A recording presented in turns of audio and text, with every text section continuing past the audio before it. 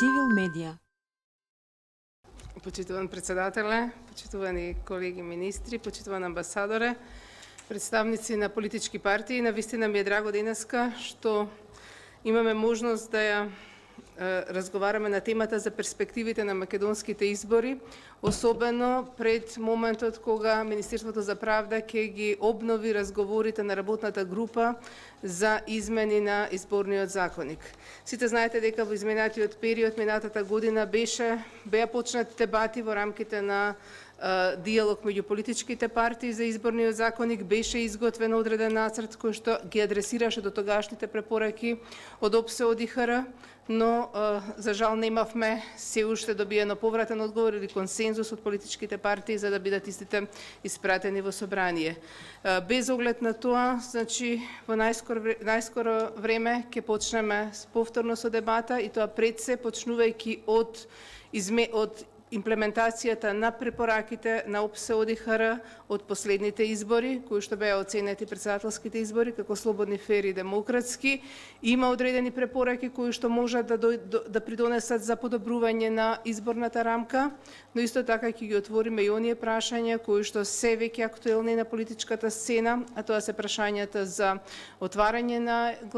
на изборните листи, понатаму за менување на изборниот модел. Секако сакам да потенцирам дека она што ќе биде заложба на Министерството за правда е дека ние ќе бидеме во улога на медијатор кој што ќе на некој начин ќе го координира процесот меѓу политичките партии, но сакам да потенцирам дека ниту една реформа во изборното законодавство нема да поддржиме доколку не добие консензус од главните политички партии. Една од клучните препораки на Венецијанската комисија во изминатиот период е дека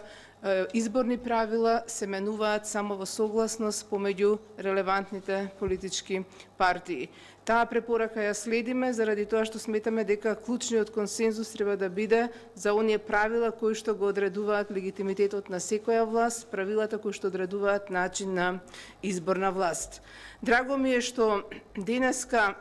разговараме, претежно ќе биде фокусот на изборниот модел, изборните листи, но и секако и за други прашања, но прашања кои што на некој начин зборуваат за една зрелост на изборниот систем и на политичката сцена. Пред неколку години овдека се разговараше за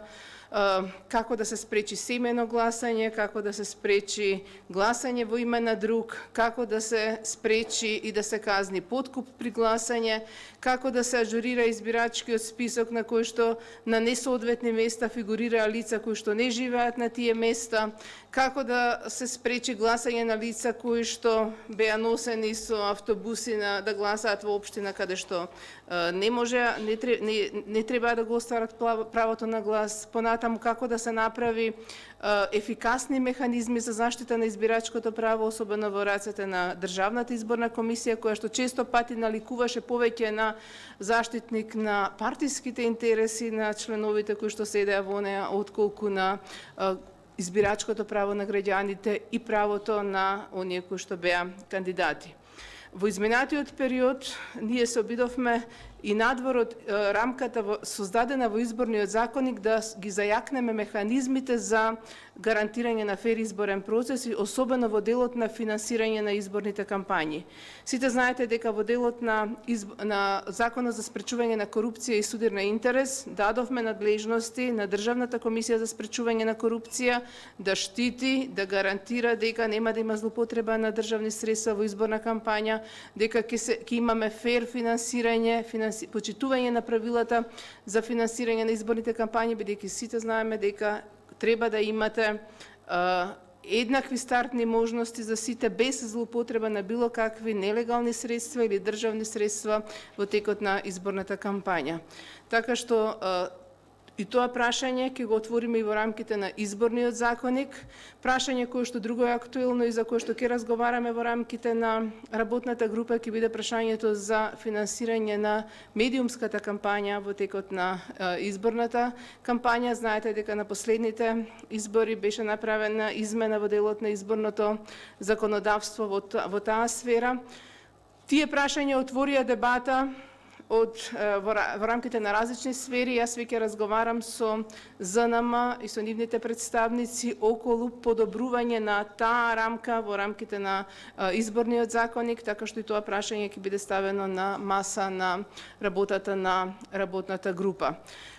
Едно од прашањата кое што ОДИХР го адресира во својот извештај е прашањето да се овозможи пристап до гласачкото право на сите. Значи ќе стане збори за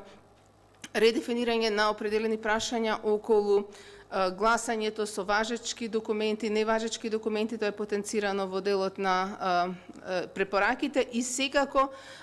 континуираното ажурирање на избирачкиот список, што е можно поблиску до денот на изборите, дури во извештајот на ОПСЕ се зборува и за ажурирање на списокот меѓу два гласачки круга. Ќе разговараме за сите опасности, за сите предности, за сите предизвици кои што стојат за примена на определени мерки. Целта е да направиме законодавство кое што ќе се применува не само кога владата има добра волја да спроведе фер и демократски избори, што го видовме и на локалните избори последни, и на председателските избори последни, но ние треба да водиме сметка дека секогаш може да се јави некоја девијантна појава, некаква желба на некој да ги злоупотреби изборните правила. Така што дебатата ќе биде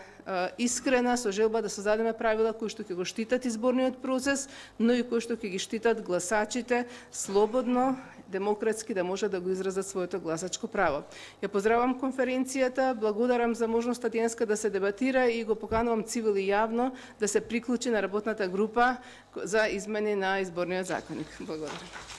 Цивил медија.